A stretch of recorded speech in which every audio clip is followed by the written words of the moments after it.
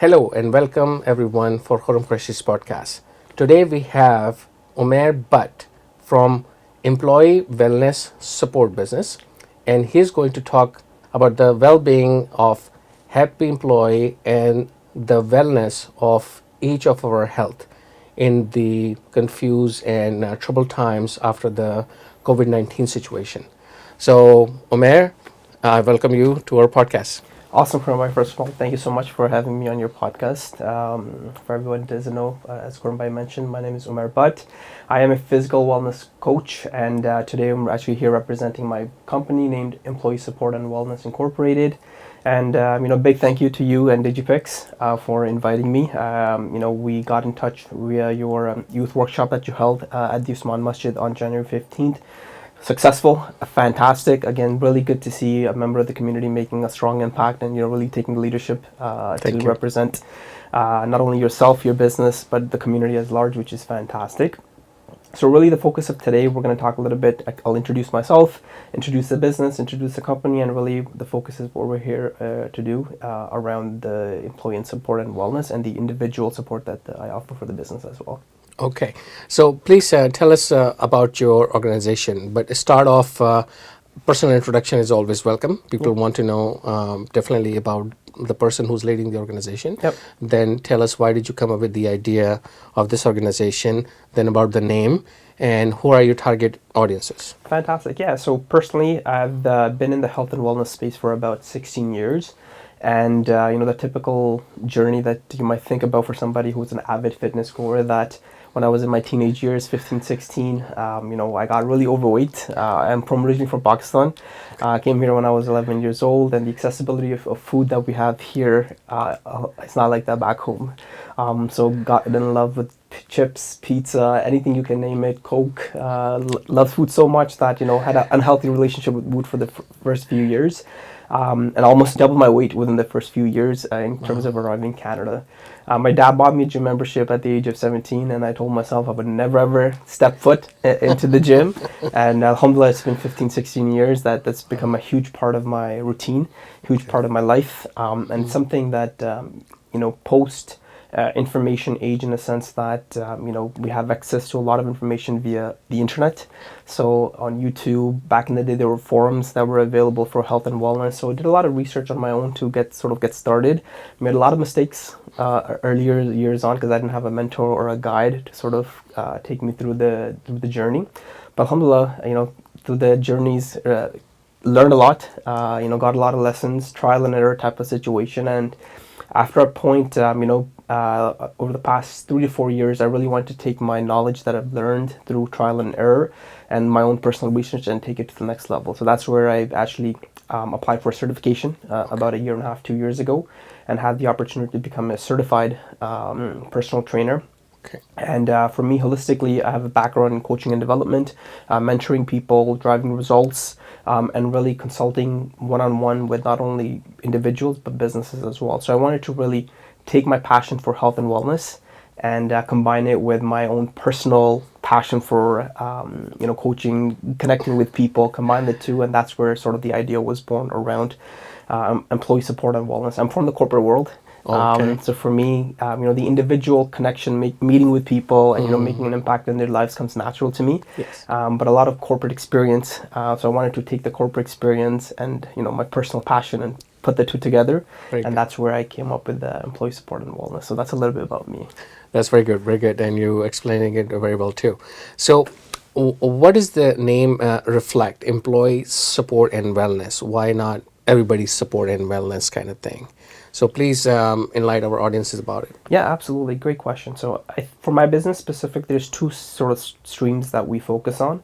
One is the individual support I provide, which, again, I'm focused on physical wellness for individuals. I'm certified to speak on it, not necessarily just from experience, but again, have a little bit of education to be able to speak on and support people around physical wellness and, coach them through their journey around, basic topics around nutritional and social health, but more about the physical health. So, for example, cardiovascular training, flexibility training, resistance training. That's something I'm sort of certified in and have a lot of experience in. So, I do work with clients one-on-one to be able to support them in various different settings. So, either it be at their local gym, rather it be at the comfort of their own home, rather it be virtual coaching, internet coaching, various different avenues to be able to support clients. Some clients like working one-on-one with me, while other clients really like to do more of a group setting because, again, they enjoy working out with their friends and family members. It gives them a little bit of motivation. So that's the business to consumer side of things. In terms of the business to business side of things, this is where I want to take my passion long term around providing wellness consulting and wellness support to small to medium to large size businesses. So that's why I wanted to target and really define what my corporation is all about. So again, it can't be any more clear than what my target audience is than employee support and wellness. That's true. And I'm a big believer on the more we invest in our colleagues, the more we invest in our employees, and the more businesses emphasize the well-being of their employees, they will get the utmost return in their investment that they're making in their employees. If we emphasize physical wellness for the employees, there's a lot of benefits around physical activity and nutritional health, which will lead to more productive staff, potential reduction in absenteeism, more motivation, more morale within the employees. And there's been a lot of studies around the impact of investing in wellness for the employees. So for me, again, it's just more of the personal passion and the corporate world that I'm familiar with. Put them two together, and again, alhamdulillah, this is where it started. This is very good, very good. So when you say B2B clientele, so when you get into the corporation for giving them the training, does it need to be a team training or team coaching, or how do you assess people, or what is the point of entry? Yeah, great question. So for me, it all starts with the individual businesses and their leadership and their HR. So I get in touch with them to really understand what are their strategic priorities and really understand, first of all, is there a wellness strategy that's incorporated within their vision for the company? And if there is there an opportunity for me to add value to enhance that strategy?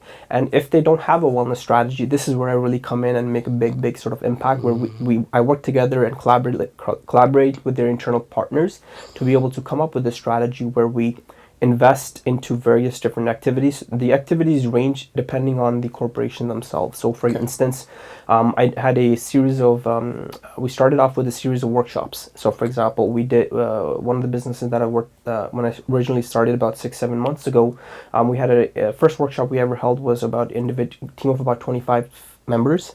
We ordered them pizza, and again, they thought it would be like a boring type of, like, why am I here, free food, that type of deal. But again, we had an hour-long general discussion around, general topics around mental health, physical health, social health, and the importance of investing and prioritizing yourself as an individual.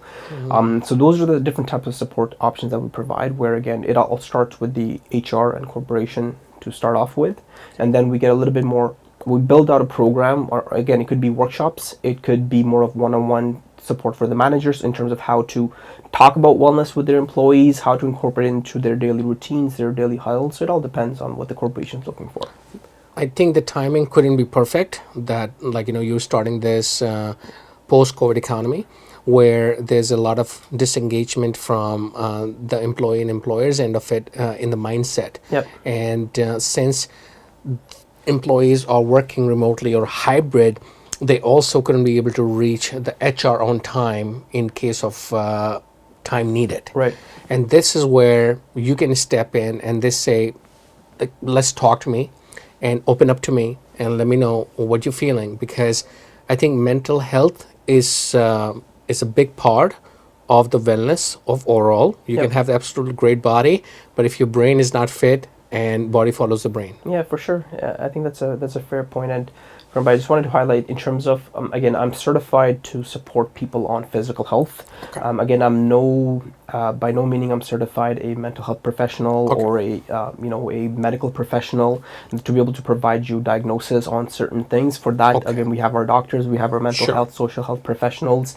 Again, the discussion, we've talked about it offline, that today's discussion is very, very general to have a discussion around that. But I think you nailed it right on that, mental health is something that is so important and so individual to a person's success, not only in a workplace setting, but personally, 24/7. Think about our family lives, think about our friendships, our own social health, our ability to get out of bed, as simple as that, is True. influenced by True. our state of mind. So the importance of physical health, I definitely, one of the benefits is that it actually impacts and benefits your overall mental health as well. So I have had clients who are actually working with mental health professionals to be able to cope with day-to-day activities, but they were recommended to work with somebody who's not only knowledgeable but can provide a safe, fun, efficient program and hold them accountable throughout this journey themselves. So what we do with these individuals is we build a program, and again, the program could be as simple as we just create the program and the client performs it on their own if they're comfortable with it. We have other clients, for myself, that I work with them on a weekly basis, two three times a week, to be able to hold them accountable to their journey as well. And they've actually not only started seeing a difference in weight loss, physical changes, building more muscle, losing fat, but at the same time, one of the questions I ask them, along with your physical health, give me a number between 1 to 10 in terms of how are you feeling mentally, right? And that's a really, really key question that needs to ask. I ask because, as I mentioned, I'm not a mental health professional, but it goes hand in hand. Hand in hand, Hand in hand, absolutely. right? Because Yes. if the individual is not in a good, capacity to be able to focus on their physical health, then they will not be able to give it their 100% to be able to achieve the results that they desire. So that's why I work sometimes alongside with some of the mental health professionals to be able to support them, because again, the more confident they become in themselves, naturally they find that their mental health is improving in some capacity as well. I 100% agree with you. It's a mindset, Umair.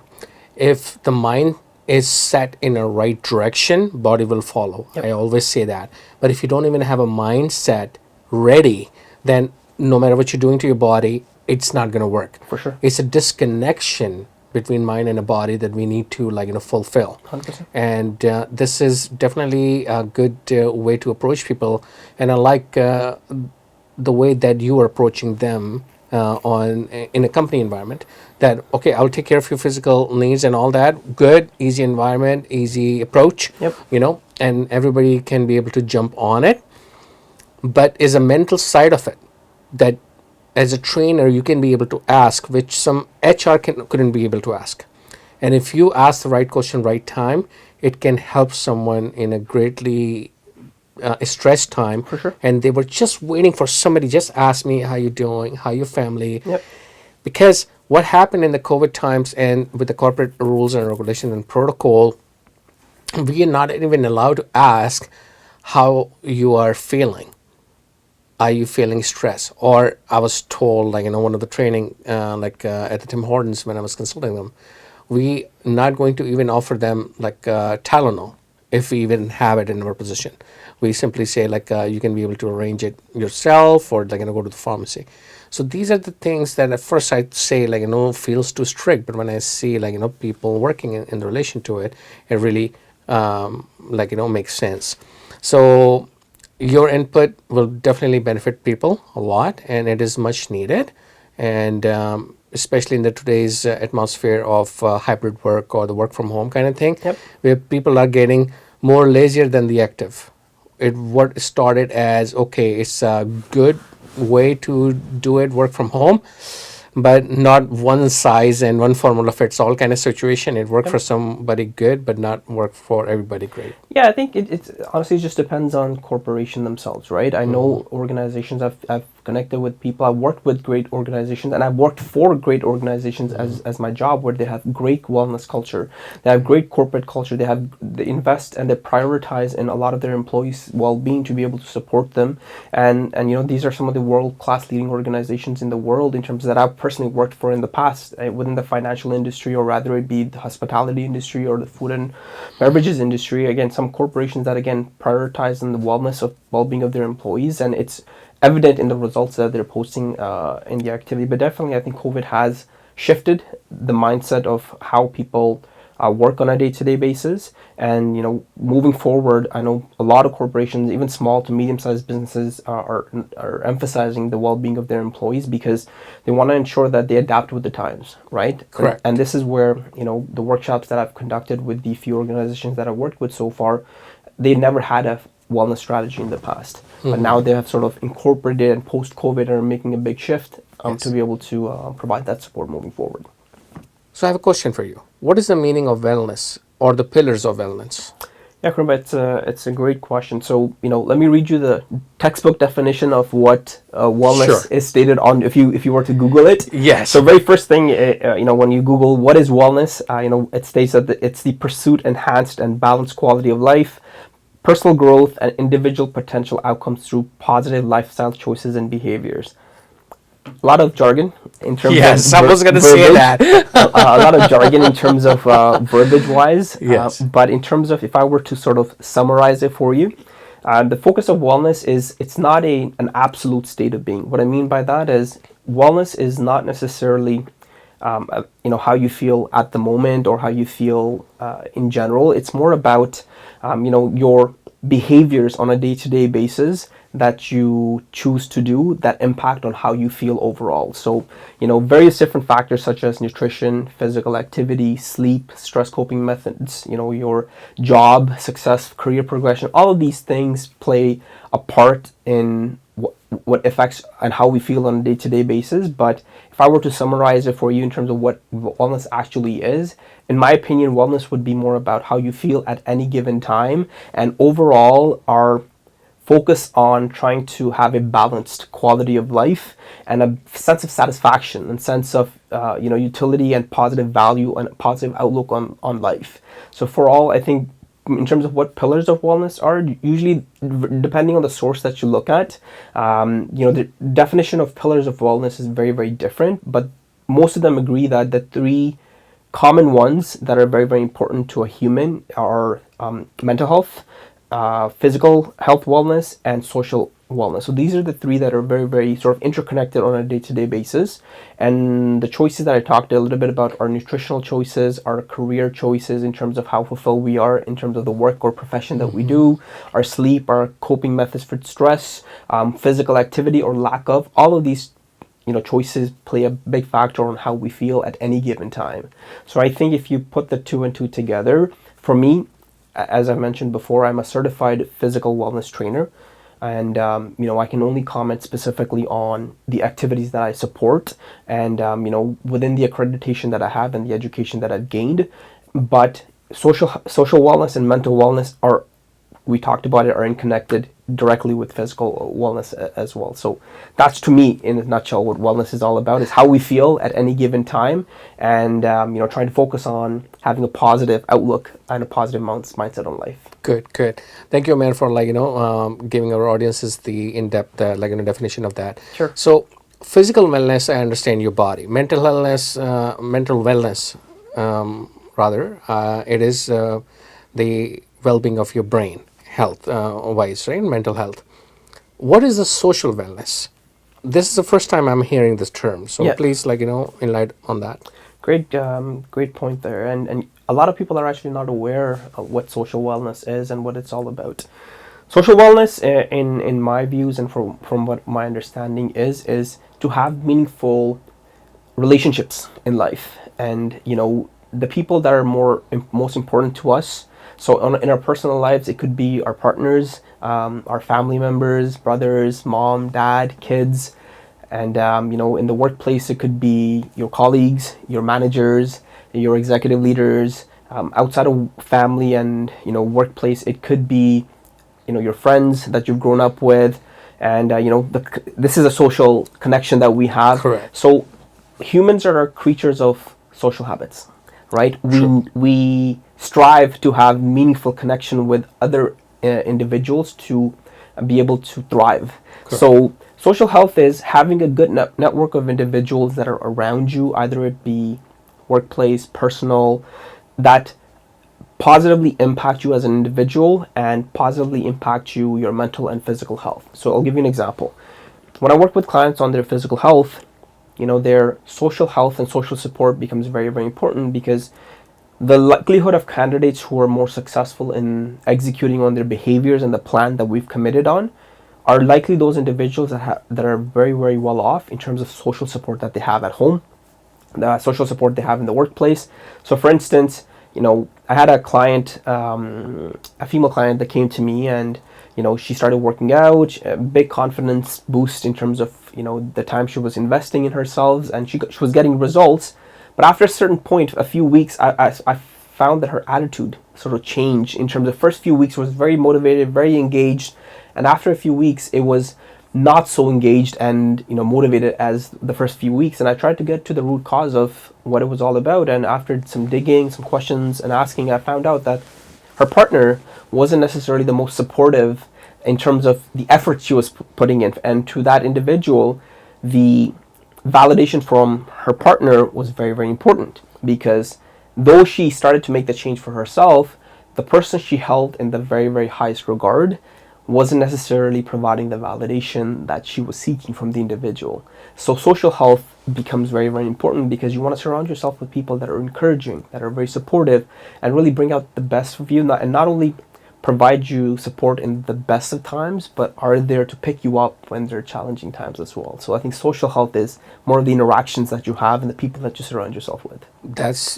is really good, that what you was just saying, like they pick you up when when you couldn't be able to by yourself. Absolutely. And coaches and businesses and the other organization couldn't be at the home space. Absolutely. So definitely the peace at home and the wellness at home is crucial for anybody's well-being. And I'm liking what I'm hearing from you, being well is not only at the gym only, Yep. or the work only, Yep. or in car only, or the home only. It needs to be all around all the time. For sure. And from the moment you wake up till the moment you go to bed, and you try to maximize your opportunity of body and brain together. Yep. Because that leads to vision leads to ideas leads to commitment, and then so on and so forth. For sure. So this is a very good take, and the answer you give it to me. Absolutely. One thing you mentioned to me, that you were taking a female client and giving her the service of your wellness training and all that. Is that a right or wrong conception that male trainers are best for males and female trainers are best for females? Please clarify that. And are you be able to take female clients as well? Yeah, I think it just depends on the individual preference. Again, diversification and inclusivity is a huge part of the business that I have.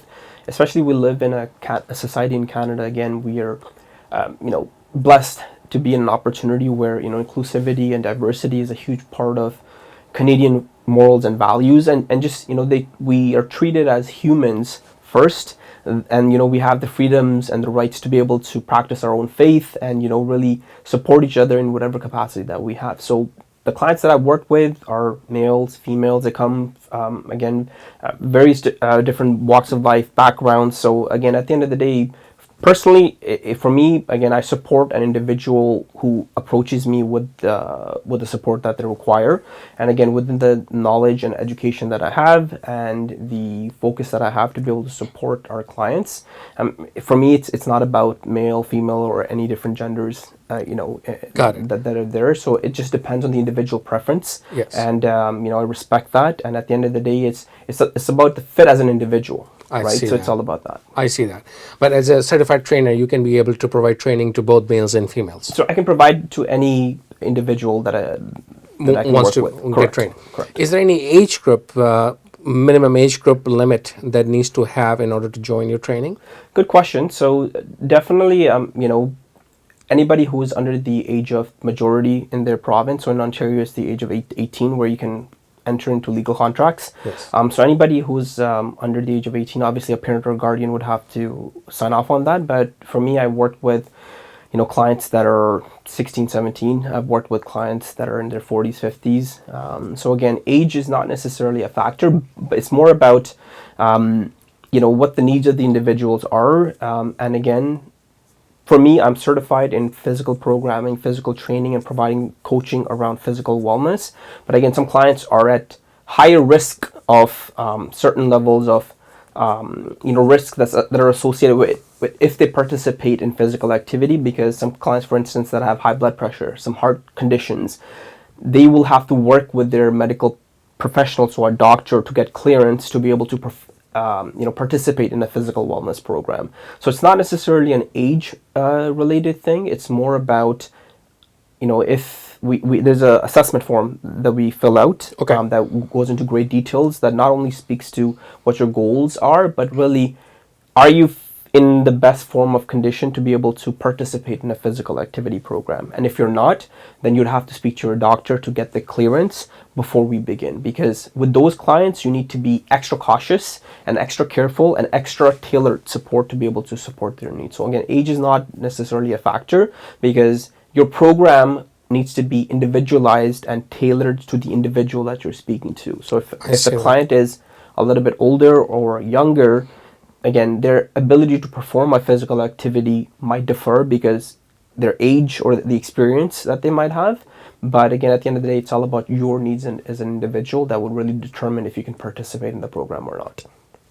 But I know physical activity is recommended generally for everybody, because again, the benefits that come with physical activity, such as reducing chronic diseases, better self-confidence when you look at your appearance and the change that you have had better mental health. Again, lots of benefits that come with physical activity. Absolutely. And again, if you're looking to start a physical activity program, again, speak to me, speak to a qualified professional to see what your needs are, and then again, it always starts with speaking to your doctor first. We also recommend, as part of our assessment, that you get a qualified, thorough physical examination done by your doctor, just to ensure, again, you may think you're the healthiest person to be able to begin a program, but you never know.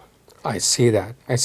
So only a general physician or the medical doctor Correct. can be able to assess that, and he or she can be able to say, okay, go ahead, you can proceed on the personal training side of it. Yep. And you're already trained for it, so you can be able to tell people you're good for it or not good for it and things like that. But I'm liking the fact you have the knowledge of the specialist and doctors or other people who can be able to help the client out, which is outside your capacity. Yep. It's a big field. We don't want to take it only one size fit all kind of thing. Yep. Health is a big sector. 100%. And it has so many components in your body. So that's why there are professionals out there. But you need to connect with the people who has a willingness to help you out. So Absolutely. Personality matters, styling matters, and how much you're liking the person goes along with that. So I think you're on the right track. Yeah, I agree with you, and that's where we talked a little bit about earlier around individual needs for the client, right? So sometimes after we go through the assessment, we realize that it's not a good fit.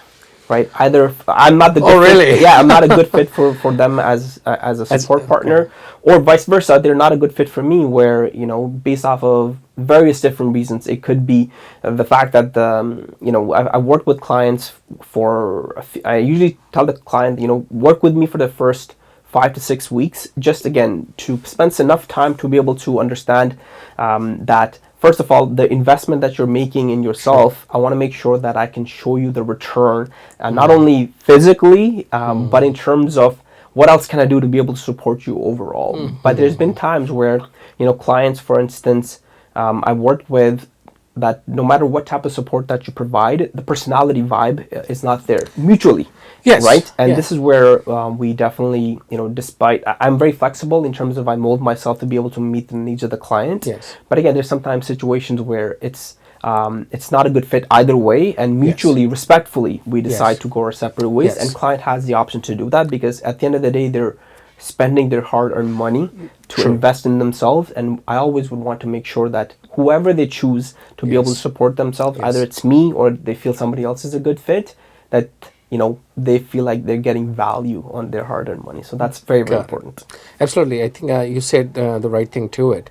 In business, we call it synergy, or the frequency, mental frequency are on the same page. If it is not on the same page, then relationship, a business relationship, partnership, or collaboration doesn't go very far in working. So same that, it also applies to the personal training as well. So when you do the personal training, just walk me through the process. If somebody book you? Can they be able to book you individually on personalized, or it has to be through the company? Great question. So there's two different ways. So one is, you go on our website, supportandwellness.ca, and you go through our different options of support options that we have, and you fill out the appropriate form, and you get in touch with us. So I will, review the general description that the client has inputted, and I would follow up and book a time. I always like to, depending on obviously location, some clients prefer to do virtual conversations at first before they do an in-person session, or with some clients is straight into a in-person assessment. We meet at a Starbucks, or meet at the comfort of their own home, or meet in an office setting, whichever is comfortable for the client. And then again, we have a series of questionnaires, 45 minutes questionnaire. It's free, no cost to the client, where we go through that piece and really try to assess, client's history. And again, this is not more of a medical conversation. There are some general conversations around medical history that we ask clients just to gauge. But again, we respect their privacy, and if they don't want to disclose certain information. But again, if they decide to go ahead after the conversation, then we go into a little bit more of an in-depth physical assessment. And then again, there's a bunch of forms that they have to fill out just to make sure that they're in the best possible state to begin that program. So again, the assessment piece is very, very important. The other piece is some client is word of mouth situation where, if I work with somebody and clients really likes me, they recommend me to somebody else, and they recommend, again, it's more of a funnel approach, where, we start off very, very broad, but then we narrow it down to that individual who has like 50 different friends that they're again, word of mouth goes a long way in the service industry. And, that's what I mentioned earlier for Canada specifically. Again, I love the fact that inclusion and diversity is so massive. And, we have people, from various different backgrounds, color, gender, age group, various different unique individuals that, pride on themselves in the individualistic approach that they have to life. And, one client refers me to another client who's completely different than the person that they ought to be. And that's where my sense as an individual that I need to mold myself to meet the needs of the clients, and that's where the assessment piece becomes very, very important. And the second piece is after we start working together, the first month, as I said, 6 weeks, very, very important, because that's where you're building the trust factor, the rapport, to really, understand if this is going to be more of a long-term thing. You got it. And alhamdulillah, more often than not, the case with me is long-term support is where clients ends up being. But again, I've highlighted there's situations where mutually respect the individual's choice, and vice versa. Yes. And you know what? Sometimes situation changes on the people's end too. Like, they started with the good hopes and all of that. They're doing it well. But suddenly, someone at home, got sick and stuff like that. It happens to our situation too. People started with the good hopes and all that, but their business situation shifted, or their physical health deteriorated, or something like that. And they respectfully ask, can you put it on hold, or can we give it a break, or something like that. We give them all the option, and we work with our clientele closely. Umair, what I'm liking the fact with you is your position become so important that even sometimes MD doctor do not ask the rightful questions with the people. Now, don't take me wrong. I mean, medical doctors are playing a big role, and they are under tremendous pressure, and they do a fabulous job and all. Nevertheless, they have such a load on their schedule. They hardly ask about my private life situation, my mental health situation, my family situation, how things are going, because they have to serve so many patients in a day that it's not even funny anymore. Right? We all know the burnout by the doctors, or the nurses situation, and the ER situation. So you are playing a very important role in today's society, where casually you're approaching people, and while doing the assessment, you can be able to gauge a lot of things about them which otherwise they wouldn't be able to answer. So I highly encourage those family members who feel their son and daughters are not doing so well, or there's something is off. Medically they're doing good, but something is not right. They should be approach it for the kids and let you assess them, or at least take them under your wings, so you can be able to approach back to the parents and say, this is my analysis on the children. Like, it can be 14, 15 and Yep. above with the children's parents' guidance. But with that, they can have a clear picture, because some of the diagnosis needs to be earlier than later. And the earlier diagnosis happen is far better. For sure, right? And I think what you're talking about is more of a proactive versus reactive approach, right? And I have a lot of respect for medical professionals, especially through COVID times. Yes. They were put under a lot of scrutiny, and they were there to support us through that pandemic. And even to this day, for instance, I had a medical procedure done last week, and again, the nurses and the doctors I spoke to were so caring, so kind. Yes. But as you said, God bless the fact that we have access to healthcare, access to education in God Canada. bless. I can speak to Yes. a personal experience. I went home to Pakistan last year, and I envisioned my life, what it would have been like if I were there. Yes. My parents did their best to be able to put me in a position to, get me to a land which has those access to opportunities. So again, I'm very, very grateful and thankful for any individual that I interact with or I'm focused on. But you're talking about medical professionals, so you're right. I feel like they have a lot on their plate. And sometimes there are robust procedures that Health Canada and Health Ontario has in place for them to follow. But absolutely, I can speak about personal experiences that sometimes I've had to ask more questions and be proactive with my situation to be able to ensure that I get the proper care and guidance that I deserve. The difference between that, again, you usually go to the doctor when it's a reactive situation. Yes. If I feel pain or if I feel soreness or if I feel something is wrong, Yes. I'm going to go to my doctor, Yes. talk to them about them. And again, that rapport is built the Yes. more you go. But again, it's usually about reactive situation. Got it. For me, proactive, it's a bit of different situation, is because I'm spending a lot of times with clients one-on-one. Got it. And this is where I don't classify myself as a personal trainer. I'm Got more it. of a physical wellness coach. But there's a difference between somebody, I can give you instructions to follow and tell you what to do, versus really getting to know you as an individual and being there for you in various aspects, just more than the setting of the gym or Wow. exercising at your home. Or the routine. The routine, exactly. Yes. And my clients have my number, my email with them at all times, and I always encourage them. Doesn't matter what time of the day it is, unless other than 12 a.m. and 7 a.m. when I'm sleeping. If God forbid, if it comes to that situation, Yes. but feel free to text me, call me at any given time. Even if you're feeling down, if you just need somebody to Very nice of have you. an ear to, Very just nice pick up of the you. phone and call.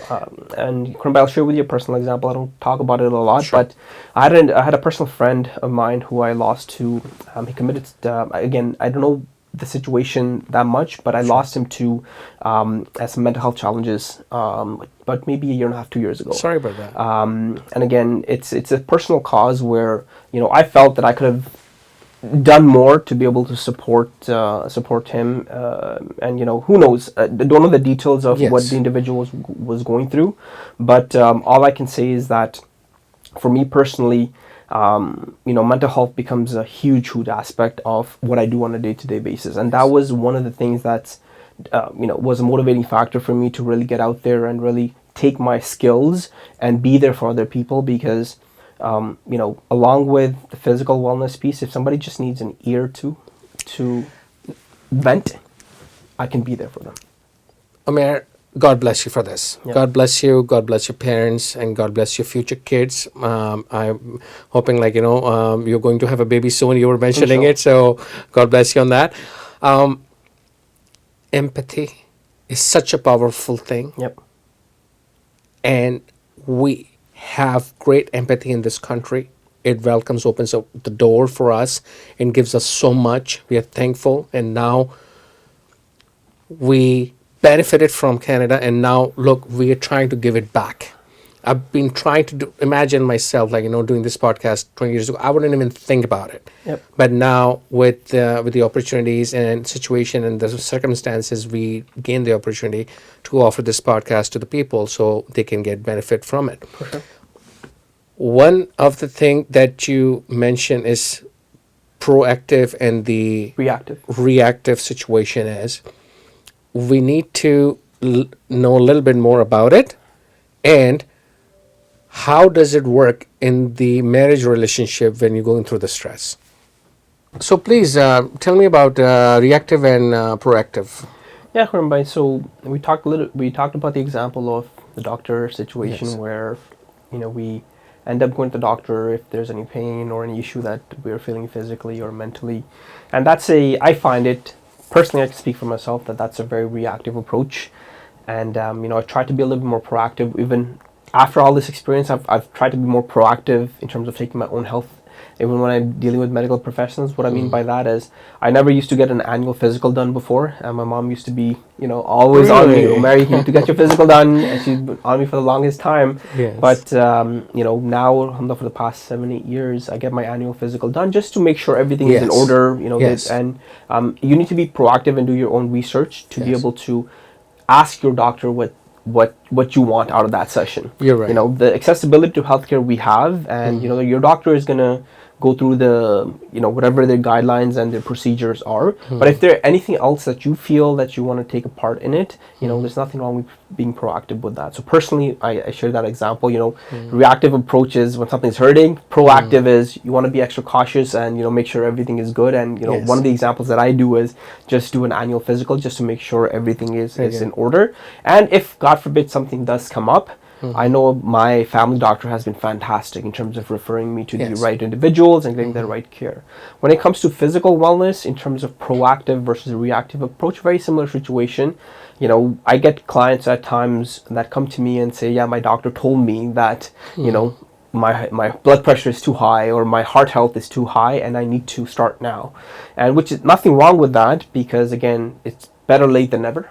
That's the strategy that I follow. But then I've had other clients where I am being proactive. For instance, I have a few of my nephews that I've started to coach now as well, where they're young, as one is 17, one is 20.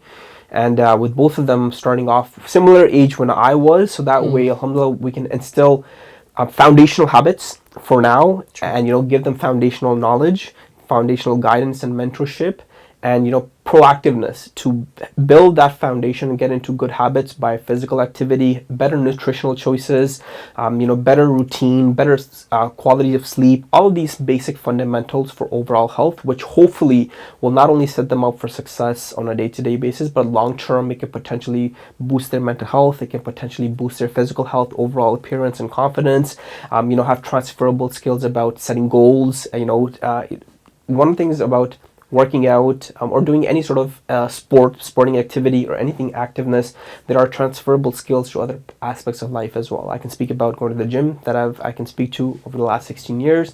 That has taught me patience. It has taught me goal setting.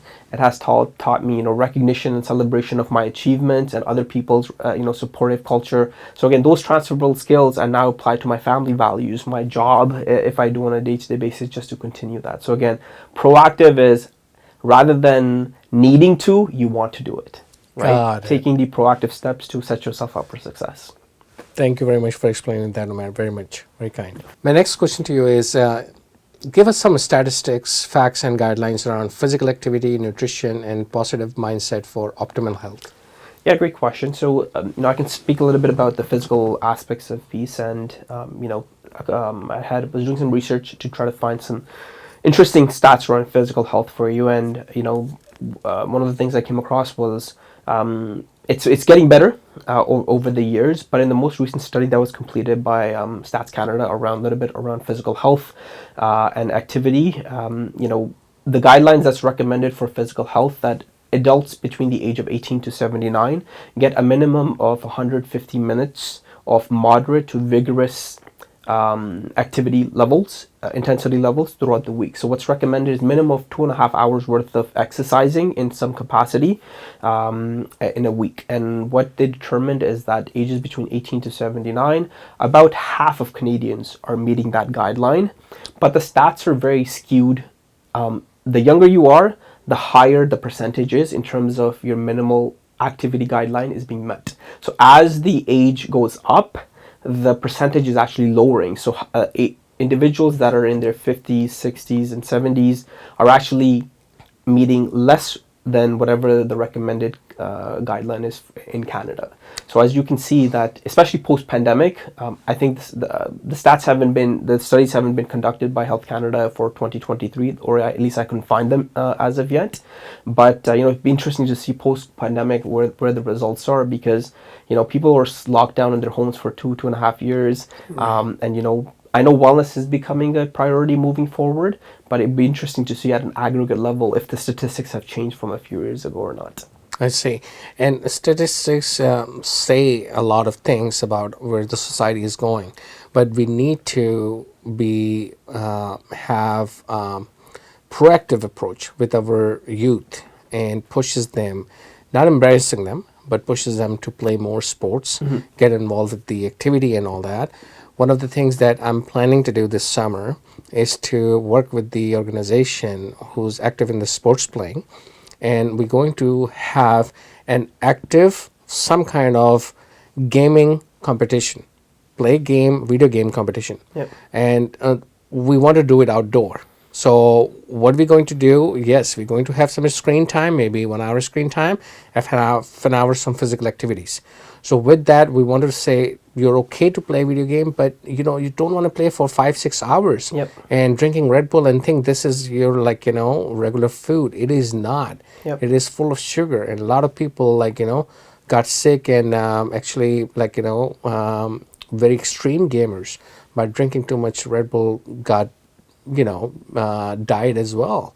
So we need to be cautious. We need to understand the youth is going to watch and play video games and all that, but what alternates we can be able to provide them as a healthy alternate that they can be able to play video games as well as stay healthy as well.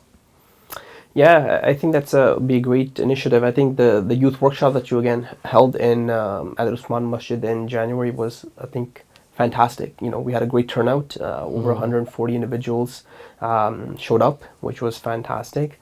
And good to see that you're planning another session in a different capacity, Yes. a different idea for the youth. But Khurram Bhai, when it comes to physical activity and physical wellness, it's not necessarily just about playing sports. It's all about what the individual enjoys, right? So one of the stuff we're going to talk about in a few minutes is about coping strategies, Yes. how to motivate yourself, how to stay engaged. And the very first thing is you need to be comfortable with yourself as an individual. Okay. Sometimes, mentors and guides and parents push us in a certain direction, which they feel you might be interested in, but it might not necessarily be the greatest fit for you. Vice versa, they push you in this direction where they want you to try something. If you don't try it, you don't know if it's the right thing for you or not. True. To give you an example, personally, when I was 16, 17, I told you, my dad bought me a gym membership. I was like, this is not for me. What am I doing? I want to go home, eat chips, drink a pop Coke. But he pushed me again. He took me, he was very proactive for a few months. Kudos on him. But I got to a point where I actually started enjoying it. Right? So first thing is really identifying what you enjoy. So if you enjoy sports, either individual sports or team sports, it could be, if you want to get into the gym setting and start lifting some weights, or, you enjoy treadmill and watching, podcasts or whatever the case is. Again, there's a lot of activities that are out there, and it all depends on you as an individual, because if you want to make it more of a lifestyle and long-term change versus a quick, short change, you need to really truly feel like yourself as an individual to be able to have success at it. So I really appreciate the fact that you're planning on hosting this event later in the summertime, and inshallah I'd love to support you in whichever way I can. But to your specific question around what can we do to be able to support individuals, I think the very first thing is that individual needs to enjoy what they're doing for it to be more of a lifestyle than a quick change. I'm liking the fact, you're saying individual needs to enjoy what they're doing. Correct. And the wellness is not about fixing only the mental health, physical health, or social health. It's a combination of all. Correct. And if that combination is fitting and working for you, and combination can be million to one combination, but you are who you are. Yep. You need to have the likeness factor, happiness factor, satisfaction factor. What happening is, especially at the workplace, because I'm meeting a lot of coaches, consultants, and HR specialists and all that in the past couple of weeks and months, and they're saying why there's an anxiety and depression are increasing, especially at the workplace, is because is we are not listening to the employees and the workforce, and we are not bringing ourselves to their level. For example, you're going to have a child soon, so I will give you a scenario. If you're going to talk to a toddler or 5-year old, and you standing and they are looking up to you, they're not going to listen to you very well unless you bend down on your knees and come bring your eye contact to their eye contact Yep. at their level, and then listen to them like what they're trying to say, and listen, understand, and then respond properly. They will, trust me, they will listen to you very well. So we need to have the clear understanding as being wellness is not about fill in the gaps, is living well with the ultimate satisfaction of who you are, Yep. and accept the facts. Many as aspect the facts, the other side of the coaches also tell people to don't have over expectation from yourself and from your life, because life gives you some challenges, like really take you off of track, and you don't have no control on. Yep. You plan for 5 years, but all of a sudden you got into an accident, and you're going to be able to walk for 3 months, and then therapy and all that for 6 months and all that. So that you got fit back physically, but since you missed some goals and deadline in life, you think that, and that puts you in depression for 2 years. And these are the reality of our time. So what we need to understand, that we need to live within our means, and we need to be respectful to everyone, especially to our wife or husband. And we should not force the impact, you should have make this much income so we can have a bigger house or a car or things like that. Those are things, but if you don't have person loving and caring for you from heart, then nothing else matters. Yep. So caring, loving, and fulfillment, personal satisfaction is the ultimate necessity that we need to address. And once you have that, you can be able to offer others. For sure, and I think what you're referring to in my profession, we focus on wellness as a overall enhanced quality of life, right? A balance, finding a good balance for nice. yourself. So you spoke a little bit about your partner and the role that they play, and we talked a little bit about earlier that your partner and their support is an important aspect of social health that can not only support you for your physical activity program that I've created for you, but at the same time, your mental health when it comes to you feeling down or you feeling good. The fact is, me and my wife got married March 2020, which was beginning of COVID. Right at the beginning of COVID. Wow. And it was a stressful time because we were trying to decide, are we going to have a big wedding, or are we not going to have it? If we're going to have a wedding, are we going to invite people and not hug them, not shake their hands? Yes. Where are we going to get all this sanitizer from? And ultimately, we decided that everything was shutting down. So we ended up, we did the religious ceremony within our living room with 10, 15 people. Sure. And it's been on that 2.5, 3 years since then. But the challenge with that is, we spent a lot of time together because everything was shut down, right? So we definitely had our ups and downs. We felt we, spent like 10, 15 years worth of time in the 2 years we did together. But again, we were supportive to each other, and my wife, she's fantastic. She's a very, very loving and caring individual. Very nice. And she keeps me going, and she's somebody who I can turn to, as I mentioned earlier, not only during the happy times, but during the tough times. I have a very supportive family. My mom, my dad, my brother, my sister, my family members in general, my friends are very, very supportive, and they encourage and keep me grounded, right? They tell me how it is, and come from a very, very humble background. So that's the social health I was referring to earlier, is that it's very, very important to surround yourself with people that not only care for you during the high times, but when you really need them the most, they should be there for you. Very good, and you're a blessed man. Alhamdulillah. The next question I have for you, what are the resources available to general public through Government of Canada and potentially their employers? Yeah, I think that's a great question, and let's talk a little bit about the workplace setting where, again, my focus is to be able to support small, medium to large size businesses around wellness strategies and wellness workshops. One of the things I've realized, Khurram, over the last 10, 15 years, being in the corporate world, that there's a tremendous amount of emphasis and resources around wellness that, various different businesses that have implemented. So, for example, medium to large size corporations through their HR programs have partnered with some leading firms worldwide that provide various resources. So, I'm not sure if you're aware, but one of the leading wellness companies in the world is called Morno and Chappell LifeWorks. It's a consulting company that provides array of services around mental health support, physical health support, social health support. They also have professionals, a network of professionals that you can access free of cost to you. If your employer, as part of their benefits, pays for that. So, very first thing I would encourage you to do is, if you work for a company, ask your if it's a medium to large size corporation and there's an HR individual or HR company or your people leaders, I encourage you to speak to them around what wellness resources do you have in place to be able to support us. A lot of people have that support in place, but they're just not aware of it. That's the very first thing I would highlight. And for small to medium sized businesses, sometimes due to budget constraints or depending on the nature of the business, they might not necessarily have a formal program.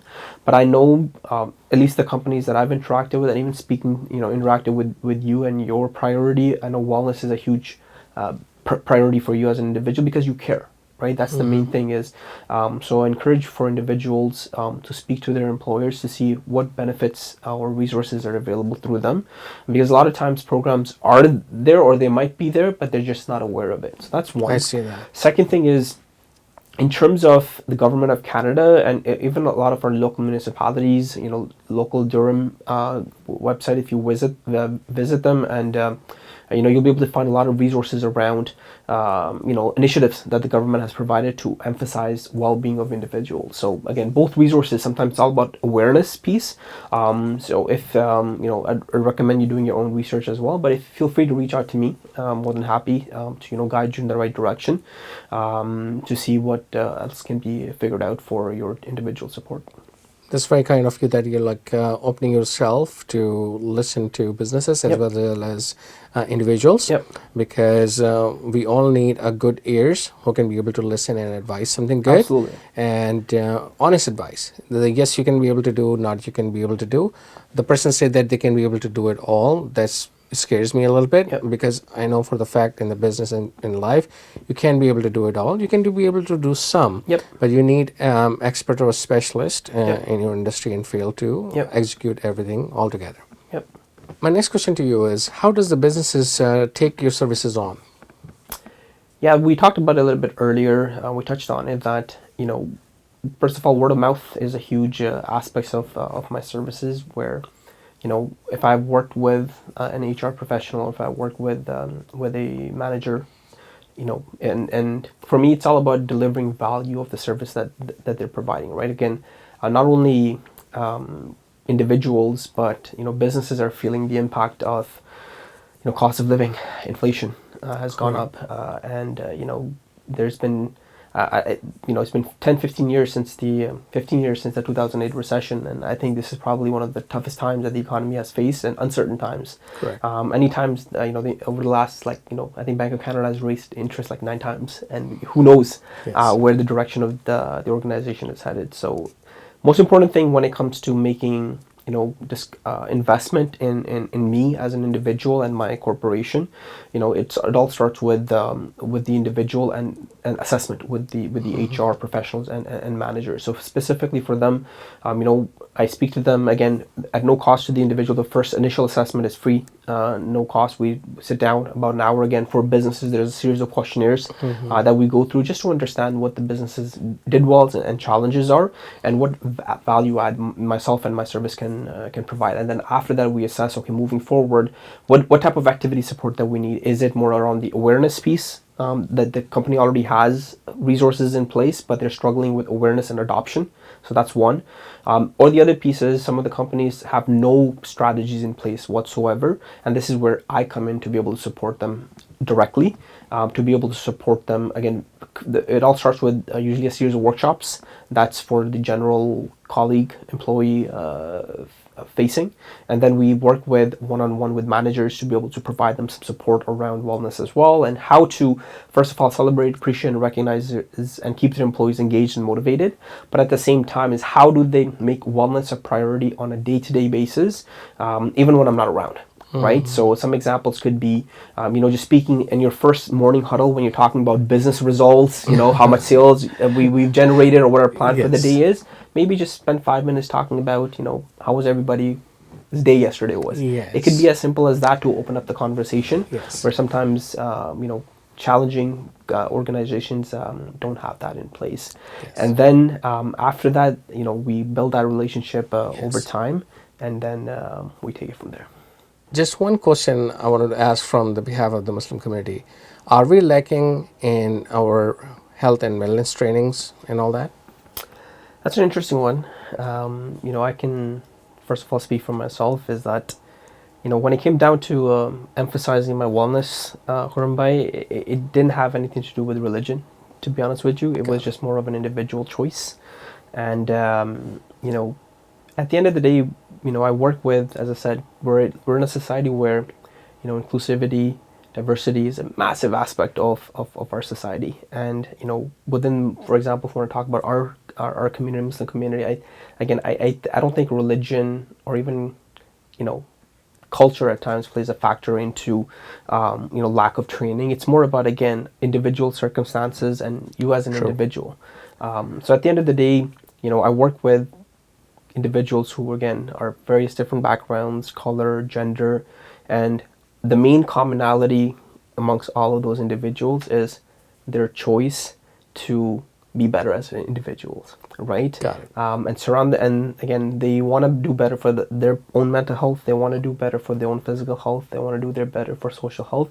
But at the same time, the main thing to key piece around social health is that not only somebody's there for you as part of their social health, but you are a key piece of somebody else's social health as well, right? So me as a person, my wife is, as I said, is very, very supportive. My parents, my brother, my sister, my family and friends have been super supportive. But at the same time, it's a mutual effort, right? They're there for me, so it's my responsibility to be there for them in whatever capacity I can be as well. So I think when it comes to, community-wise, I think, our introduction was through the fact it was at the mosque, right? Yes. So if we're speaking strictly about, the Muslim community, I think, again, it's all about the individual choice. And, you're working towards making an impact on any Canadian. What I meant for the Muslim community is we usually go through the fasting month of Ramadan, right? And that is the month we think that we've done our all job of guiding in a span of rest of the 11 months.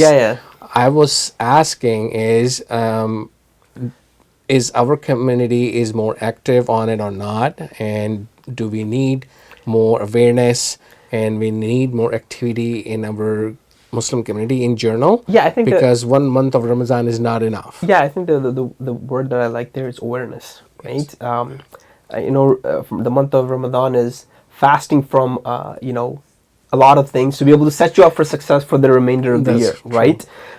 So for me, when it comes to Ramadan, I find, especially, some friends, Ramadan becomes, you fast until sunset, you do your prayers, and then it's a feast, right? So again, there's nothing wrong with that, but I find sometimes when it comes to nutritional health, sometimes Ramadan can have an opposite effect on some people than it's intended, right? That's true. Because I find, for myself, I use Ramadan as a way to set good habits that are going to set me up for success for the remainder of that year, whether it be religiously, spiritually, socially, physically, whatever the case is, right?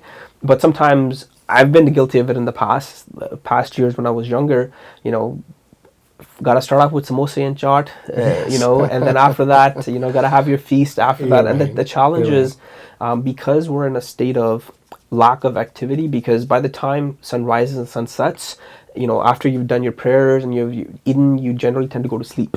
So we have, a surplus of energy being consumed, but there's expenditure of energy is Yes. very, very less. So I Correct. definitely think, can we within our community raise awareness around wellness? Absolutely. Physical, social, mental health, 100%. Can we support our community better in terms of, after we've raised awareness, can we get more people involved? Absolutely, I would love to do that, and that's why I was there at the mosque, to be able to not only support the event that you were hosting, but at the same time potentially make an impact myself. So I know the mosque has asked me at some point in the summer to do a workshop around wellness. So inshallah, I'll take full advantage of that. So I think you're right. Definitely. Sure. I think as focused, month of Ramadan is coming up. Yes. It could be a great opportunity for our community to set us up for success for the remainder of the year. But there's always that risk of unhealthy relationship with food, Correct. which can again, unfortunately, carry on for the rest of the year. Good. Thank you for answering Yeah, that. of course. Besides the wellness, do you provide any diet plans to individuals? So I don't. So Khurram Bhai, so in my certification, my education, and my knowledge around nutrition is very, very.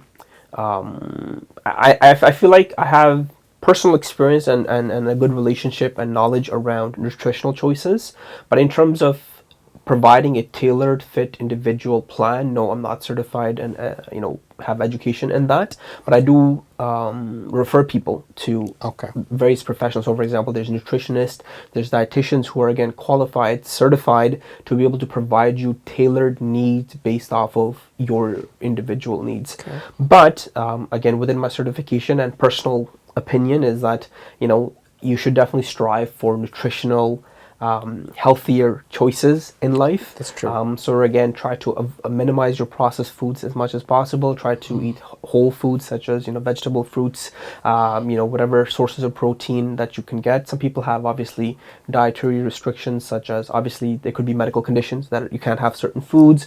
There's religious restrictions which you have to respect. Some people have individual choices. I know friends of mine who don't consume meat just because again their personal beliefs around how the animal might be slaughtered. And again, those individual choices you got to respect. But again, at the end of the day, is if you're somebody who is the average person and can consume everything, it's all about a healthy relationship. Again, you don't necessarily have to be, in my opinion, totally skewed in one direction where you're eating boiled chicken, boiled rice, or boiled broccoli. It's all about having a good balance. Good balance. It's all about good balance. You got it. Yes. Do you also offer any type of medicines or the vitamins or any supplements? Same sort of commentary. Again, not a medical professional, not a doctor, not a pharmacist to be able to provide you advice on that. But that's something I would definitely recommend. Work with your physician, your family physician, whoever you have, to be able to get that done, and vice versa. Same thing for vitamins and stuff like that. There's basic recommendations that I can provide in terms of what my knowledge and certification is, but again, it's not my job or my the right place for me to be able to advise you on that. But again, work with your doctor to ensure that you are not only meeting your macronutrients, so we have carbohydrates, proteins, and you have your fats. These are three sources of energy that we require on a day-to-day basis, but you also have your micronutrients, your vitamins, and various other minerals that you need to be able to have optimal health. And again, your doctor can definitely work with you to recommend. At the end of the choice is yours. Whatever you do for yourself is an individual choice. But I really like the word that you used earlier, is awareness. Right? Your doctor and myself can definitely raise awareness around the options that are available, and then you work with the right individual to ensure you make the right choice for yourself. Very good. Good to know. In conclusion to that, what are people missing if they not end up choosing you? That's a loaded one. But again, first of all, I think me as an individual and me as a corporation and what we provide, my long-term goal with my company is, again, would love to be in a position where we're impacting individuals, we're impacting community, and we're impacting businesses, in various different forms of wellness services, right? And most importantly is we are a social enterprise where proceeds of our overall revenue does go to social causes within the local community, so that way not only we're making an impact on the customer, we're making an impact on myself, my partners, business relationships, but also community as well. But in terms of what I can offer is, if you would want to work with me, is again, I am an individual who provides a very personalized, individualized physical wellness support. And if I'm not the right person for you, I'll be the first one to tell you that, hey, at the end of the day, you could have a job, like you could be a business owner yourself. You work hard for your dollars, and want to make sure, again, the investment that you're making in yourself, the return I can quantifiably measure for you in terms of results. And I have ways to do that. And ultimately, if that quantifiable measurement is not there, then again, it's a mutual decision for us to go separate ways. Because I know people that just for the sake of the dollar, they might not be a good fit, but Yes. they keep telling people that, Yes. we need to do continue together and all of those things. So I think for me, from a business to business side of things, again, it's a very personalized approach that I work with businesses to provide that support. Same thing with individuals. As I said, I don't consider myself a personal trainer. I am more of a physical wellness coach, where holistically, within my certification, education, and experience, I'll advise and support and coach you on your overall physical well-being. And where I am not certified, I'm not educated, I will refer you to the proper individuals to ensure you're set up for success. Even the discussion today, Khurram Bhai, we've talked a lot about wellness around, mostly about physical health, generally about mental and social health. Again, very general conversation. We've talked about the fact that, you need to seek the right individual to get the advice that you need. But I'm glad that we've at least had this conversation to start this off. So that way, the follow-up, hopefully, if there are people listening or watching your podcast that need that support, they can feel free to reach out to me in that nature. And, we'll be more than happy to assess and take it from there. That's very wonderful. Umair, you have answered all the questions very well, and I think you're doing a very wonderful job. Thank you very much for coming in my podcast. I appreciate that.